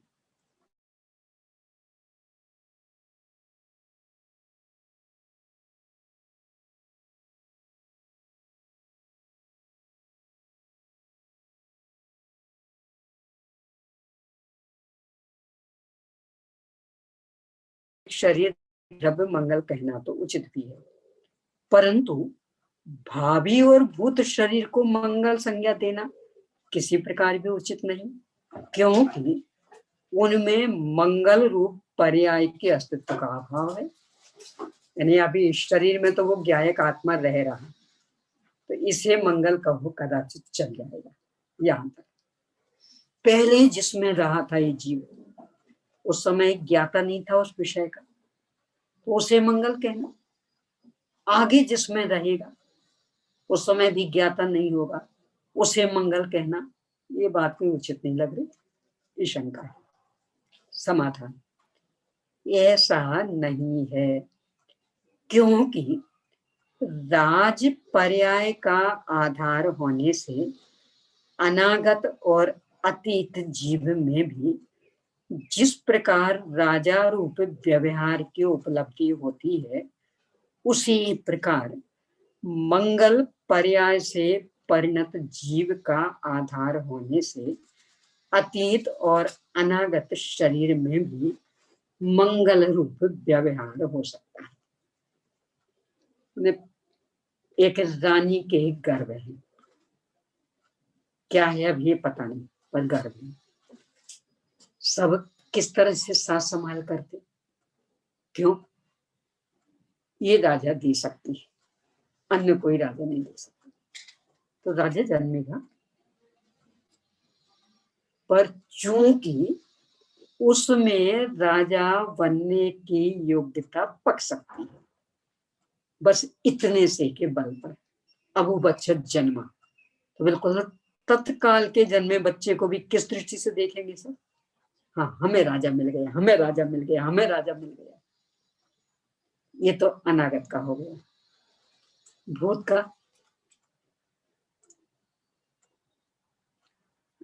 भरत चक्रवर्ती दीक्षित हो गए, अकेले दीक्षित ही नहीं, मोक्ष चले गए। अपने को क्या दिखते? ये भरत चक्रवर्ती, यानी वे मुक्त हो गए, सिद्ध हो गए, और फिर भी अपने को चक्रवर्ती दिखते हैं। भरत चक्रवर्ती का मोक्ष, भरत चक्रवर्ती का मोक्ष। कि जब मोक्ष हुआ तब भरत चक्रवर्ती, मुनि हुए तब चक्रवर्ती नहीं थे, और फिर भी अपने को तो चक्रवर्ती दिखते रहते। अंजन चोर, अभी वो चोर ही दिखता, अंजन चोर। तो भूत पर्याय में वो तो भरत वाली पर्याय ही नहीं, चक्रवर्ती करने वाली भूत पर्याय, वो पर्याय नहीं है भरत के पहले वाली पर्याय। और भी अभी चूंकि अपन ने सिद्ध पर्याय को लिया ना वर्तमान में, उसके लिए वो भूत हो गई। हाँ, अब भरत को ले तो और पहले का ले ले, अपने ये ले लेना शेर, वो शेर पूजी कैसे दिखने लगा अपने को? और ये वो 24वें तीर्थंकर, ये तो वहां से व्यवहार होने लगे शेर पर्याय से। यस, इस तरह से ये नो आगम है ज्ञायक शरीर के। आगम के बाह्य सहकारी कारण होने से शरीर को नो आगम कहा गया है, और उसमें अन्वय प्रत्यय की उपलब्धि होने से उसे द्रव्य कहा गया। यानी पहले का शरीर, वर्तमान का शरीर, आगे का शरीर, अन्वय परंपरा। ये दोनों बातें अतीत, वर्तमान और अनागत, इन तीनों शरीरों में घटित होती हैं। यानी आत्मा उन शरीरों में रह रहा और शरीर पहले का, वर्तमान का और आगे का। इसलिए इनमें मंगल पने का व्यवहार हो सकता है। इसका खुलासा इस प्रकार है। औदारिक, वैक्रिक और आहारक शरीर मंगल विषयक शास्त्र के परिज्ञान में बाह्य सहकारी कारण है। ये शरीरधारी ही करते। आहारक शरीर में तो वो रिद्धि वाले हैं, केवल ही भगवान के पास गए, शंका का समाधान किया, उससे ज्ञान प्राप्त हुआ। और औदारिक वैक्रिक तो शरीर वाले आत्मा तो सीधे ही पढ़कर सुनकर समझते, क्योंकि इनके बिना कोई शास्त्र का अभ्यास ही नहीं कर सकता। यानी शरीर नहीं हो, विग्रह गति वाला जीव तो नहीं कर पाएगा कुछ भी, शरीर सहित जीव ही कर सकेगा। अब इनमें अन्वय प्रत्यय कैसे पाया जाता है, इसका खुलासा करते हैं। अन्वय मतलब परंपरा, निरंतरता। जिस शरीर से मैंने मंगल शास्त्र का अभ्यास किया था, वही शरीर उक्त अभ्यास को पूरा करते समय भी विद्यमान है। इस प्रकार तो वर्तमान ज्ञायिक शरीर में अन्वय प्रत्यय पाया जाता है। यानी जब शास्त्र स्वाध्याय शुरू किया तब भी वही, संपन्न हो गया स्वाध्याय तब भी वही, इस शरीर की परंपरा निरंतर चली। मंगल शास्त्र ज्ञान से उपयुक्त मेरा जो शरीर था, तत्व विषयक शास्त्र ज्ञान से रहित मेरे अभी भी वही शरीर विद्यमान है। इस प्रकार अतीत ज्ञायक शरीर में अन्वय प्रत्यय की उपलब्धि होती। यानी शास्त्र ज्ञान तो गया, भूल गए सब, शरीर विद्यमान। मंगल शास्त्र ज्ञान के उपयोग से रहित मेरा जो शरीर है, वही तत्व विषयक तत्व ज्ञान की उपयोग दशा में भी होगा आगे। यानी अभी तो शरीर की गारंटी कैसे कर सकता है उस समय होगा? ये तो रहे तो उदाहरण है, नहीं तो उदाहरण है। तो कदाचित आयु लंबी है रहा। तो इस प्रकार अनागत ज्ञायक शरीर में अन्वय प्रत्यय की उपलब्धि बन जाती है। इसलिए वर्तमान शरीर की तरह अतीत और अनागत शरीर में भी मंगल रूप व्यवहार हो सकता। अब संभावना तो हो ही सकती, जैसे मैं ही अपना लूं, लगभग 40 वर्ष पहले वाचना में भाग लिया था। तब से अभी तक स्वप्न में भी ये भाव नहीं था कि अब कभी पुनः इस तरह की वाचना का अवसर आएगा। तो फिर भी इसी शरीर में आ गए तो आ गया। हाँ, अब ऐसा और भी किन्हीं के हो सकता, तो अनुभव चलता रहा। आप अगर ये विकल्प करो कि 40 साल बाद फिर आएगा, तो वो आप गारंटी नहीं कर यहाँ सकते। विकल्प वाली बात नहीं, ये तो कदाचित ऐसा बन जाए। 40 साल के पहले जब नहीं पढ़ा था तब भी ये शरीर था, तो उस समय के ज्ञान का उस पर भी आरोप आ जाएगा। और फिर अब 40 साल के बाद तो पुनः आरोप आ गया। ऐसे हो सकती है अनेकों की प्रसंग। इनमें से अतीत शरीर के 3 भेद हैं। अब ये वर्ग जब का जो पहले वाला, च्युत, च्यावित और त्यक्त, यानी पहले का शरीर छूट गया और वर्तमान जो मिला उसमें हमने ज्ञान किया, तो उसका व्यवहार पहले पर कर रहे थे। तो वो कैसे छूटा, इसको लेकर के 3 भेद। कदली खात मरण के बिना पके हुए फल के समान, कर्म के उदय से झड़ने वाले, आयु कर्म के क्षय से अपने आप पतित शरीर को च्युत शरीर कहते हैं। यानी पूरी आयु भोग ली, कोई विघ्न बाधा नहीं, अब अपने क्रम से ही आयु का क्षय हुआ और उसमें शरीर छूटा। इसमें कदली घात मरण नहीं लिया। हाँ, यानी उसको छोड़कर जैसे पका हुआ फल अपना समय पूरा हो जाने के कारण वृक्ष में से स्वयं गिर पड़ता है, किसी ने तोड़ा नहीं है। वृक्ष से अलग होने के लिए उसे और दूसरे बाह्य निमित्तों की अपेक्षा नहीं पड़ती है। उसी प्रकार आयु कर्म के पूरे हो जाने पर जो शरीर शस्त्रादि के बिना छूट जाता है उसे च्युत शरीर कहते, यानी अपने आप ही छूटा, बाहर की विघ्न बाधा कुछ नहीं थी। अब च्यावित कदली घात के द्वारा छिन्न आयु के क्षय हो जाने से छूटे हुए शरीर को, छिन्न आयु मतलब यानी कोई भी ऐसी विघ्न बाधा आई, मान लो शस्त्रघात हो गया, अपकर्षण हो गया आयु का, विष खा लिया, आयु का अपकर्षण हो गया, कि छिन्न आयु, शरीर को च्यावित शरीर कहते हैं। कहा भी है, एक था, ये अपने अष्टपाहुर में भी है, यानी आचार्य कुंद कुंद स्वामी भी इसे स्वीकार कर रहे हैं कि कदली घात हो सकता है, इन कारणों से आयु छिद सकती है। वो तो छिदने की योग्यता होगी तभी छिदेगी, पर योग्यता है तो इन कारणों से छिद सकती है। इसीलिए इसे बचने का कहा जाता कि वे इनसे छिद सकती तो बच के रहो। क्या क्या देखिए, 12वीं गाथा पेज नंबर 24 पर। विश्वेयन रक्त खय भय सप्त गहन संकिले से आहारुस्तासानम निरोहदो छिज्यते आओ।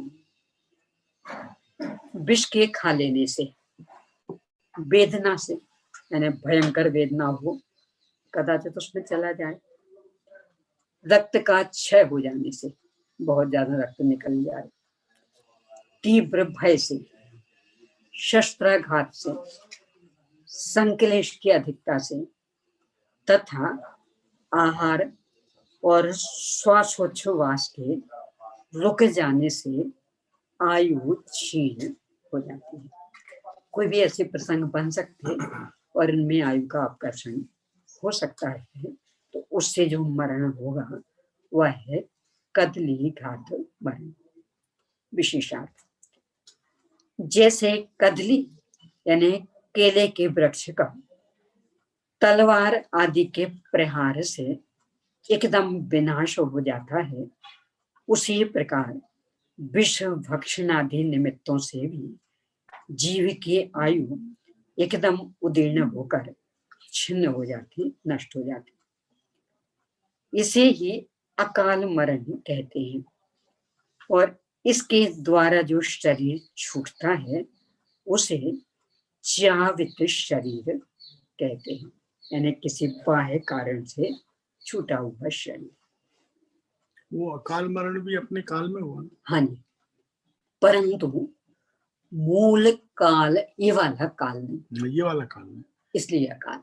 लेकिन वो चूंकि ज्ञान में था पहले, हाँ, किसी न भगवान के ज्ञान में, किसी न किसी के। हाँ, एक और दूसरा एक और अर्थ कि वो मरण वाला कार्य भी 5 समवाय से हुआ।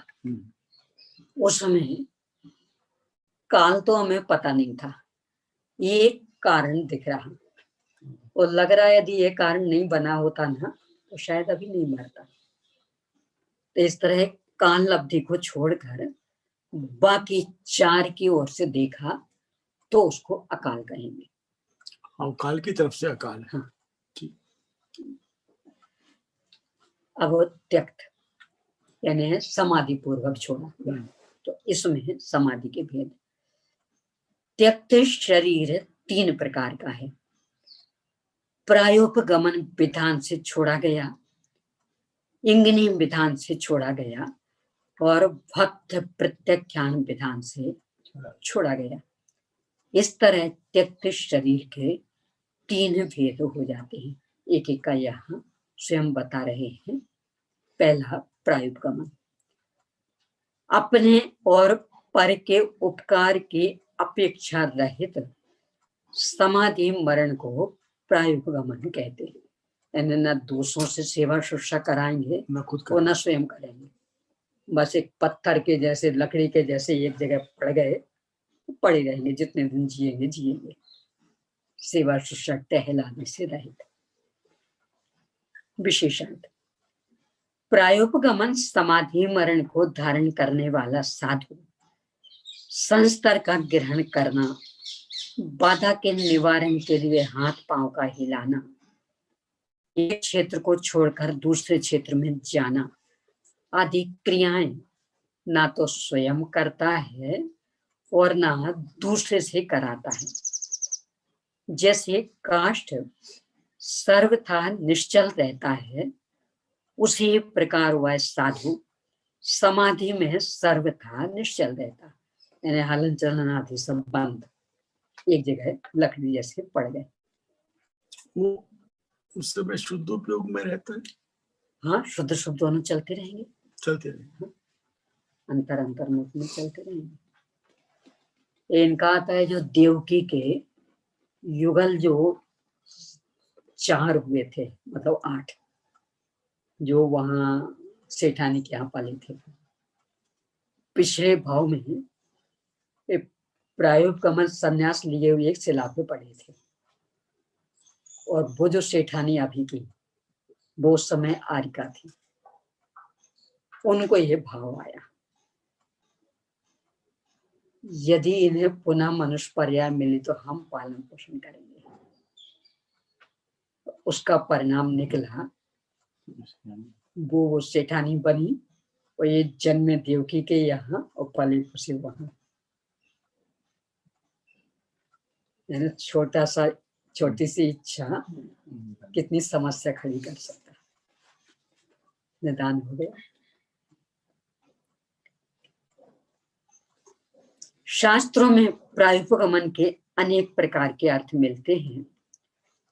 इन्हें प्राय उपगमन, पाद उपगमन, पादोपगमन आदि ये विश्लेषण यहाँ कर रहे हैं। जैसे संघ को छोड़कर अपने पैरों द्वारा किसी योग्य देश का आश्रय करके जो समाधि मरण किया जाता है, उसे पादोपगमन समाधि मरण कहते हैं। ये है उसी का।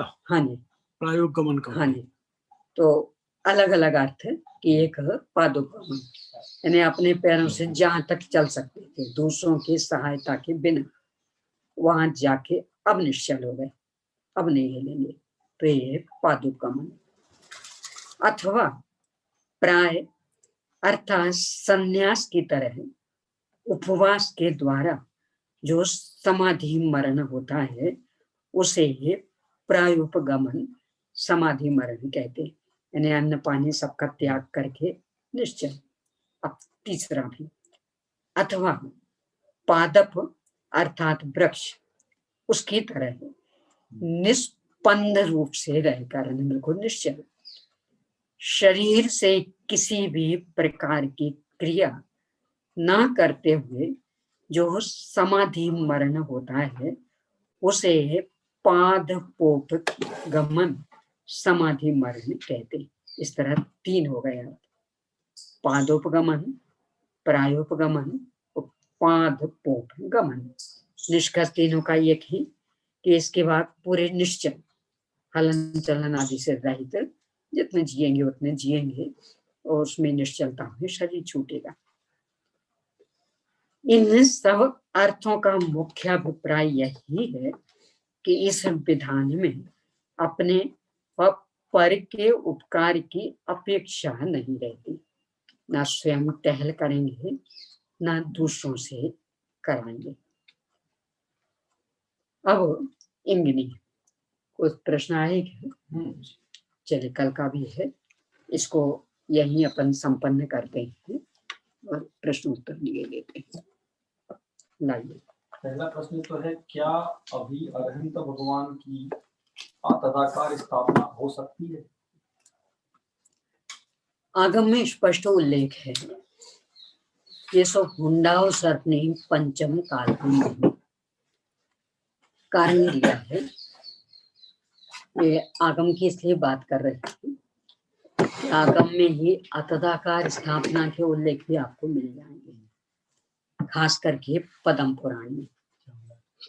रावण जब युद्ध के लिए निकले तो उनके जिन पूजन की प्रतिज्ञा थी, मंदिर कहीं उपलब्ध नहीं थे, तो नदी के बीच में एक ऐसा टीला जैसा खड़ा करके और वहां अतदाकार स्थापना उसने की और वहां बैठ के पूजन की। पर वो तो दूसरे संदर्भ में है। एक राजा अपनी रानियों के साथ उसके पहले नहा रहा था कहीं उसी नदी के उसमें, तो पानी यहाँ बह के आ रहा था। इसके नौकरों ने उनसे जाके कहा, वे हमारे राजा साहब पूजन कर रहे, ये पानी यहाँ आ रहा, आप मत नहाओ। नहीं माने तो लड़ाई वगैरह हो गई, वो एक अलग संदर्भ है। पर वो अतदाकार स्थापना की, इतने से अपने को मतलब। तो पहले तो करते थे और करके फिर तुरंत नदी में विसर्जन भी कर दिया। अभी उस स्थापना का विसर्जन मैंने पूजन आदि की नदी के बीच में की थी और फिर नदी में बहा दी, समाप्त। विसर्जन का कोई है प्राविधान इस तरह? वो अतदाकार की ना, तो क्या करेंगे उसका, तो विसर्जन करनी पड़ेगी, तो वही नदी में ही बहा दी। तो फिर ये लौंग वगैरह में जो आता वो बता रही थी वो हुंडा सर्पनी का, ये तो चौथे काल की बात। तो ये आगम में आपको मिलेगा। अभी वर्तमान में क्यों नहीं करना, तो इसके पीछे जो तर्क कि चूंकि अन्य मतियों में भी अतदाकार स्थापना, जो भी अन्य मतियों में चलते, यानी कोई भी एक पत्थर देखा सिंदूर पोता कुछ भी ऐसा, तो उनमें भी होती है। एक नारियल रखा, कुछ भी किया, ये देव होगा, तो उनमें भी चलती है। तो कोई निर्णय कैसे करेगा कि ये कौन से भगवान है, एक बात। दूसरी बात कि रावण ने तो नदी के बीच में की थी, वही वही विसर्जित हो गए। कोई उनकी अभिनय का प्रश्न खड़ा नहीं हुआ, पानी बह गया, समुद्र में चला गया। वो तो आप जिन चीजों में करेंगे उनकी विनय मर्यादा कैसे दिखाएंगे? पानी में बहा देंगे, तो पानी में बहा देंगे। आज बहा के देखिए जरा, जगह जगह पुलिस बैठी, पानी प्रदूषित हो रहा है। यहाँ तो ऐसा नहीं है हमारे। ये प्रदूषण काफी बढ़ रहा है ना, तो पानी के स्वच्छीकरण, नदियों के पानी के स्वच्छीकरण की समस्या बढ़ती जा रही। आपको रोज के रोज इतनी सामग्री बहाने दी जाएगी, सवाल अकेला एक व्यक्ति का तो है नहीं। मान लो आपके इस मंदिर में, उसकी बात है जिसमें हमने अतदाकार स्थापना की, मान लो 10 व्यक्तियों ने पूजन की, उस लौंग को। हाँ, तो वही बता रहे हैं कि आपके इस मंदिर में 10 व्यक्तियों ने पूजन की और मान लो एक एक ने 3-3 पूजने की, कितने लोग हो गए? 90 लोग हो गए। और 90 लोग ले जा करके, कौन सी यहाँ पास में नदी, वहां रोड डालना, 2-4 दिन में पता लग जाएगा, लिखे जाएगा क्या कर रहे हैं साहब, पानी प्रदूषित हो रहा है ना। सवाल एक व्यक्ति का थोड़ी है, वो कोई भी मंदिर होंगे वहां अकेला एक व्यक्ति तो है नहीं। तो जितनी भी चीजें आप बहाएंगे, पानी तो प्रदूषित होगा। तो बहाएंगे तो भी संभव नहीं है, जलाएंगे तो न अपने पूज्य पुरुषों को जलाया, तो वो तो उनकी विराधना हो गई। बोया लोगों से तो पानी प्रासुक हो जाएगा 6 घंटे के लिए। तो फिर तो और समस्या, जिस पानी में आपने डाला वो प्रासुक हो गया, क्या करेंगे उसको? बह जाएगा, आगे वाले को कुछ श्री जी वाला पानी है। एक और तो ये कहेंगे, वो श्री जी वाला पानी तो रावण ने भी किया ना काम। नहीं, तो ये तो आपने वो जो स्थापना जिनकी की थी, वो श्री जी की स्थापना की थी ना, उनका पानी। तो गंधोदक के संदर्भ में कि एक बूंद नीचे नहीं गिरे हो वो, तो जहां हम बहाएंगे वहां तो विराधना होगी कि आराधना होगी? रावण ने जो उनको बहाया, वो तो अथाह है नदी, और नदी के बीच में असल में सिद्धांत तो सिद्धांत है ना, मतलब देखिए, चाहे अथाह में किया है छोटे में किया, अंतर सिद्धांत। पड़ता है। देखिए ऐसा ले, आपके गिलास में एक चींटी का निकलना और कुएं में एक चींटी का निकलना एक जैसा है? अरे कुएं में कछुआ भी मर गया होगा ना तो भी चल जाएगा, और गिलास में एक चींटी निकल आई होगी तो भी फेंक देंगे। क्यों? अथाह जल राशि। और कुएं में तो इतने कीड़े मकोड़े रहते, नदी आदि में भी, और सब वही मल मूत्र सब कर रहे, और फिर भी पानी शुद्ध। और आपके एक गिलास पानी में कुछ भी थोड़ी सी गंदगी पड़ जाए तो वो तो बहते वाला ना पानी है। नहीं, तो यही तो अंतर है ना। हाँ, अंतर है, एक दृष्टि से नहीं देख सकते, आकाश पाताल का अंतर है उसमें।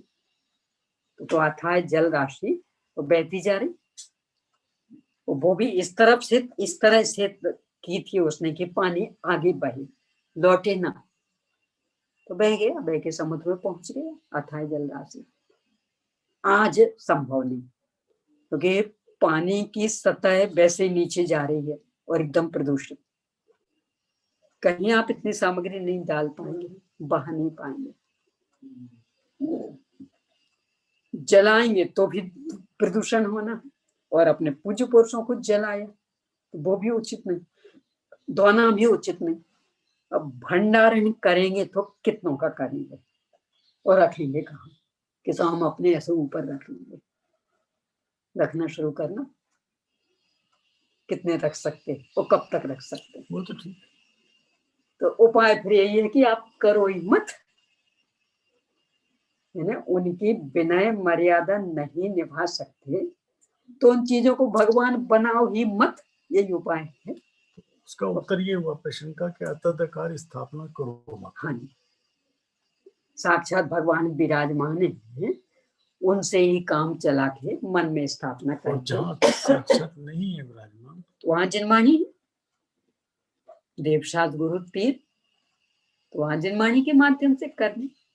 आखिर स्थापना में भी तो आकार दिख नहीं रहा था, यहाँ कम से कम अक्षर आदि तो थे, तो उनकी तुलना में तो अच्छे ही, तो जिनवाणी के आधार से काम चलाना। हाँ जी, इसके बाद है जब आयु अपने समय पर जब आयु अपने समय पर पूरी होगी तो फिर इनसे बचने का उपाय करने के लिए क्यों कहा? हाँ।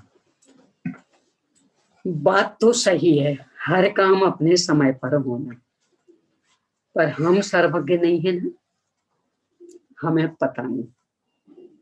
यानी कल हम किसी दुर्घटना से ग्रस्त होने वाले, अनंत सर्वज्ञ भगवान जान रहे, पर हमें पता नहीं। तो हम तो अपनी ओर से पूरी सावधानी रखें, अपने अनुमान ज्ञान के बल पर सावधान रहेंगे, और बाकी फिर जो होगा सो हो। यानी हर पर्याय का समय सुनिश्चित है, ये पूर्णतया सत्य होने पर भी चूंकि हमें पता नहीं कि किस समय क्या होना, तो हम तो अपने आगम के आधार से, अनुमान के आधार से सही दिशा में सही कदम उठाएंगे, अब फिर भी कुछ हो जाएगा स्वीकार करेंगे। यानी कल दुर्घटनाग्रस्त होना तो जानबूझ करके को ट्रैफिक वाले सड़क से चले और लाल बत्ती में भी घुस जाए ट्रकों के बीच, और फिर दुर्घटनाग्रस्त हो जाए तो कहें यही होने वाला था, सुनेंगे आप? और अपनी ओर से पूरी सावधानी रखें, और फिर हो जाए तो क्या करेंगे, यही होना था तो हो, ऐसा है। यानी चूंकि अपने को पता नहीं है, इसलिए जिन जिन कारणों से समस्याएं आ सकती हैं, बुद्धि पूर्वक उनसे बचते हैं अपनी शक्ति पर, तो फिर जो होना होता हो जाता। बस उसी परिप्रेक्ष्य में इनसे बचने की बात करें। अब उसमें भी फिर भी आयु क्षय होनी होगी तो हो जाएगी, क्योंकि ऐसे बैठे बैठे भी तो होती है, यानी बिल्कुल हट्टे कट्टे बैठे। अपने यहाँ तो कितने केस बन चुके, बिल्कुल ऐसे स्वाध्याय करते करते शिक्षण स्वाध्याय करते करते। एक अपने जबलपुर के पास मंडला है, वहाँ के डॉक्टर गोयल 10 लक्षण परम में कोल्हापुर में गए थे पहले दिन, और ऐसे प्रवचन करते करते आपके संगीतज्ञ क्या नाम था, ये जो भीलवाड़ा के पास जो ये नहीं अपना भीलवाड़ा नहीं, यहाँ मैनपुरी में हुआ था ना शायद। मैनपुरी में हिम्मतनगर, हाँ मैनपुरी में हुआ था। कौशिक, ये कौशिक हमारे यहाँ तो पूजा करते करते बैठी सामने पूजा अरबी चढ़ा रही थी। कौशिक का क्या है, तो कौशिक का तो वहाँ अभी जो तुम्हारी पंचकल्याणक में वो जो आया था अपने यहाँ पे संध्या बहन शिकोहाबाद में पंचकल्याणक में कौशिक के कार्यक्रम दे रहा था, और कार्यक्रम चलते चलते ही वो चला गया। फिर रजनी भाई ने उसको चुपचाप ही किया कि लोगों में हल्ला गुल्ला नहीं हो, तो फिर डॉक्टर के पास में ले गए। वहाँ पे नाटककार था जो महिला वगैरह की आवाज में बोलता था, वो आगे धूप दे रहा, नीचे गिरा, मर गया वहाँ। बिजौली ऐसे तो पूरा पंचकल्याणक कराया गया था ना, देवेंद्र वगैरह गए थे जिसमें। भीलवाड़ा में कराया था, कहाँ कराया था? भीलवाड़ा, हाँ। चलिए मुझे तो बस इतना सा कहना कि ऐसे भी नहीं जाते, ऐसा तो है नहीं, यानी अच्छे हट्टे कट्टे सब तरह से, फिर भी चूंकि हमें पता नहीं कि आगे क्या होना है, तो अपने वश भर पूरी सावधानी रखेंगे और उसके अनुसार काम करेंगे, और फिर जो होना होगा साहस स्वीकार करेंगे। तो इसलिए बचने आदि का प्रावधान अपने यहाँ बताया। जैसे हमें पता लग गया, ज्योतिषी ने हमें बता दिया, या केवली भगवान ने बता दिया, भाई द्वारिका इतने वर्ष में जलने वाली है और तुम्हारा इस प्रकार का ये होगा, और हम उनकी वाणी का विरोध करो चाहे कुछ भी करो, हम मन दीक्षा धारण कर ली या कुछ कर लिया, तो भगवान तो उसमें भी ये वो विरोध कहलाएगा। छायोपशमिक सम्यक्त में चूंकि दोष लगते, रिद्धि ने हुई थी, इसका मतलब सम्यक तो था पर दोष लगते, तो दोष में ये भी दोष लग गए। जो लोग मुनि बन गए थे वो बच गए नहीं, स्वयं द्वीपायन मुनिराज बन गए थे, वो तो अलग हो गए, वो तो बहुत पहले बन गए। और भी बहुत से वो तो उनके बचने की मतलब शरीर तो हर कीमत पे छूटेगा, वो ठीक है। अब बस अंतर इतना जल के छूटना कि ऐसे छूटना। द्वारिका छोड़ी होगी और वो तो बचे होंगे जी। ये तो वो भी बचे, मतलब कोई अजर अमर थोड़ी हो गए। नहीं, वो उस जलने के कारण में मरे या बाद में मरे, ये नहीं कह सकते। जिन लोगों को कदाचित ऐसा भी तो हो सकता ना, 12 वर्ष की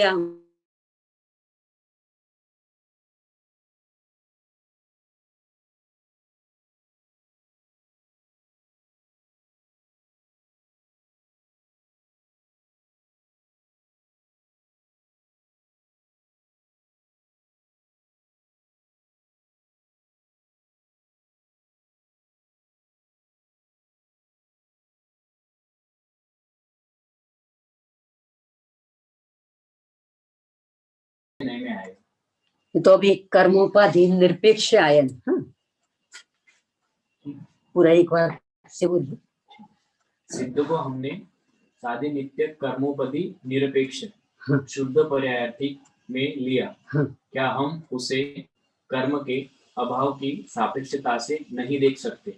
अगर देख सकते तो वह कौन से न्याय में आए? तो वो तो पर्यायवाची हो गए ना, ने कर्मोपाधि निरपेक्ष कहें अथवा कर्म के अभाव की सापेक्षता।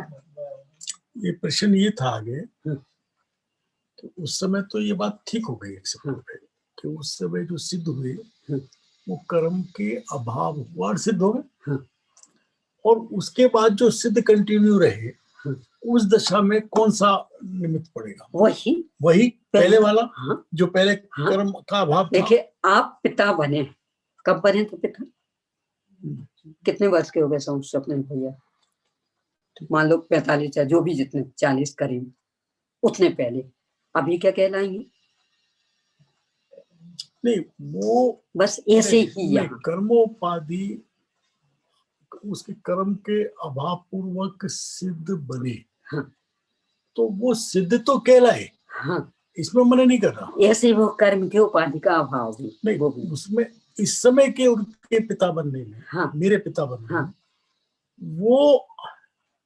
वो निमित्त वो नहीं है, तो कहलाएगा वही। मेरा प्रश्न समझ गया, पिता तो बना, पिता तो हूँ, हाँ। और जिस समय हुआ था उस समय हाँ। जो निमित्त था, हाँ।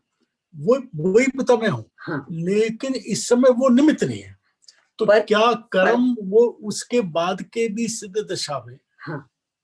1000 साल बाद, करोड़ हाँ, साल हाँ, बाद, अनंत ले लेना, क्या तो दिक्कत? वो उस दशा में भी वो कर्म का अभाव निमित्त होगा। हाँ, कहलाएगा। या पहली वाली दशा में? पर्याय, एक पर्याय में निमित्त हुआ तो फिर वो इसलिए कि इसके बाद वो पर्याय दूसरे रूप नहीं हुई ना। हाँ, इसलिए वो वैसी की वैसी चल रही, तो इसलिए जो प्रारंभ में निमित्त था, नहीं, वो पर्याय वैसी की वैसी नहीं चल रही। सिद्धि सिद्ध की, सिद्ध सिद्ध सिद्ध सिद्ध। माता सुनो, हाँ। सिद्धि की पर्याय भी, अब सिद्धि की पर्याय में जो वर्तमान आ रहा है, हाँ। वो अगली पर्याय में भूत रूप आ रहा है। हाँ। तो पर्याय अलग हो गई, नंबर 1। हाँ। अभी उसकी पर्याय ने, वर्तमान ने ये जाना कि हम यहाँ बैठे हैं, हाँ। और अगली पर्याय में ये जाना हम बाहर बैठे हैं। हाँ। तो वो पर्याय वैसी की वैसी नहीं रही। वही की वही नहीं रही। नहीं, ये अपन वैसी की वैसी नहीं रही, वही की वही नहीं कह रहा हूँ। कह सकते हैं कदाचित। कदाचित कह तो कोई नहीं, इसलिए कि जान तो रहे थे त्रिकाल को। अब बस अंतर कितना पड़ा कि मान लो 19, 20, 21, 22 ये 4, तो जान तो रहे हम प्रतिक्षण। अभी जान रहे थे 20 वर्तमान, 19 भूत, और फिर जाना 21 को वर्तमान। हाँ, और 20 भूत। पर हम तो चारों को पहले भी जान रहे हैं एक साथ, तो अकेला बस भूत वर्तमान भविष्य का अंतर पड़ा। अंतर पड़ा, तो वो अंतर पड़ा कहाँ? क्योंकि उस अंतर के बीच में भी एक साथ हम 19, 20, 21, 22 जान रहे ना।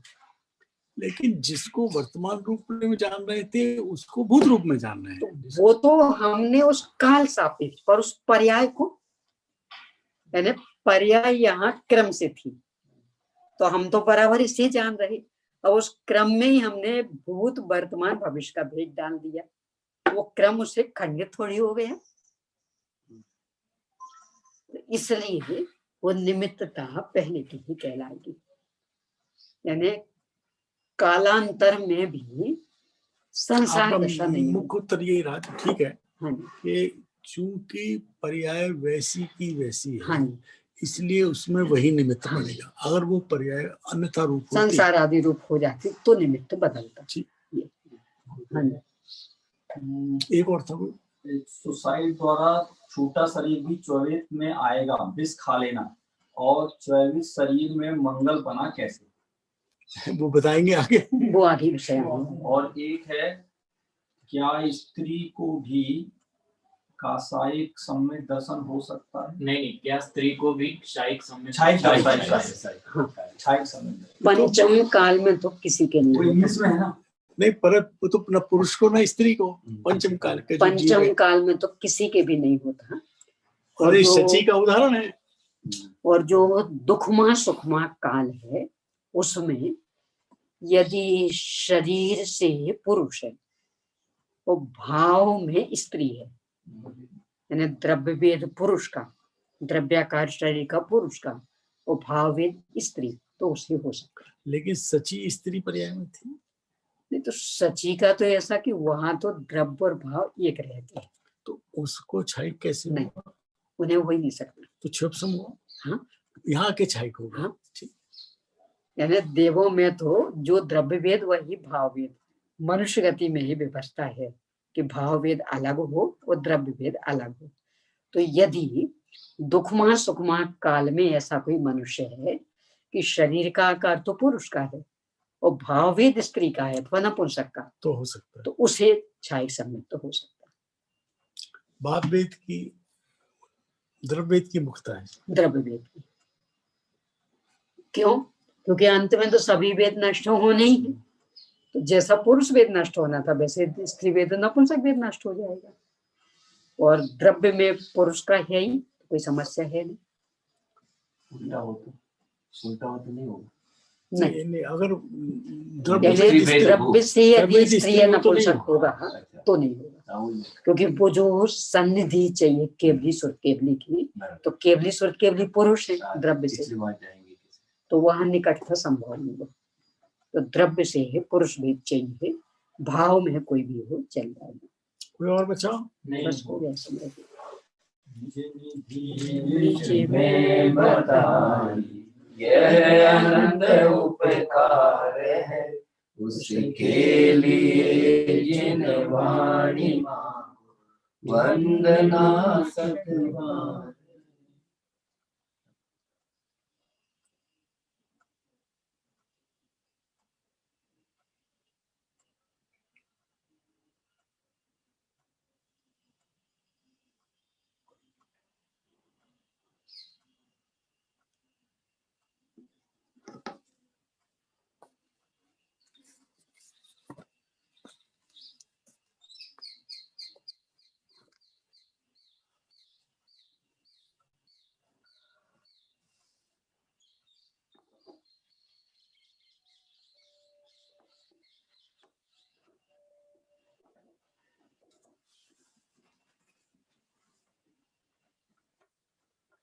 ये द्वादशांग में जिनवाणी माता की जय हो, महाजैन धर्म की जय।